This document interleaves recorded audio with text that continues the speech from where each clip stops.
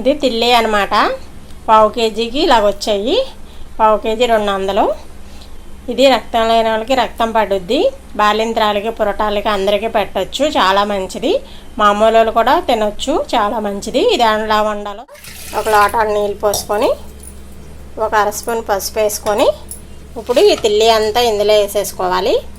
వేసుకొని ఉడకబెట్టాలి. ఉడకబెట్టిన తర్వాత ముక్కలు కోయాలి. ముందే కోసామంటే బ్లడ్ అంతా పోతుంది. ఇది ఉడకబెడదాం. ఇలాగా ఉడకబెట్టినవి తీసేసాము. ఇవన్నీ ముక్కల కింద కోసుకోవాలి. ఇప్పుడు ముక్కల కింద కోసేసుకుందాం. ఇప్పుడు కూర ఎలా వండుకోవాలో చూద్దాం. స్టవ్ వెలిగించి పాన్ పెట్టాను. స్పూన్లో ఆయిల్ వేసుకుంటున్నాను.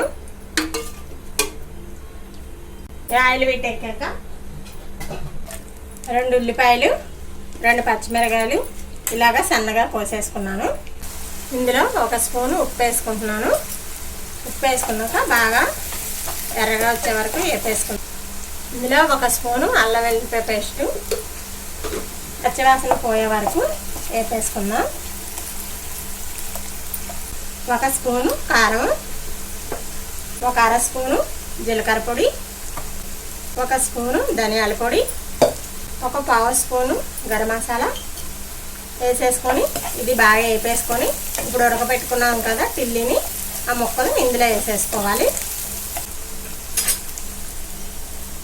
ఈ ముక్కలన్నీ ఇందులో వేసేసుకుంటున్నాను. వేసుకొని కొంచెంసేపు ఫ్రై చేసి అప్పుడు ఇందాక మనం ఇది కడిగేసి ఉడకబెట్టిన నీళ్ళు ఉన్నాయి కదా, ఆ నీళ్ళని ఇందులో పోసేసుకొని మీడియం ఫ్లేమ్లో పెట్టి బాగా ఉడకనిద్దాం.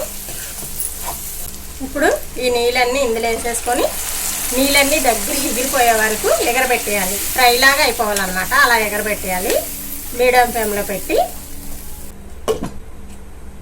నీళ్ళన్నీ ఎగిరిపోయినాయి. ఇందులో కొంచెం కొత్తిమీర వేసాను. బాగా కలిపేసుకొని బౌన్లో తీసేసుకుందాం. కూర అంతా బౌన్లో తీసేస్తున్నాను. ఇది వారానికి ఒకసారైనా తెచ్చి వండుకోండి, చాలా మంచిది, చాలా బాగుంటుంది కూడాను. తిల్లి కూర రెడీ అయిపోయింది. ఇలా ఎలా వండి చూడండి, చాలా బాగుంటుంది. నచ్చితే కనుక లైక్ చేయండి, షేర్ చేయండి, సబ్స్క్రైబ్ చేయండి. Thank you.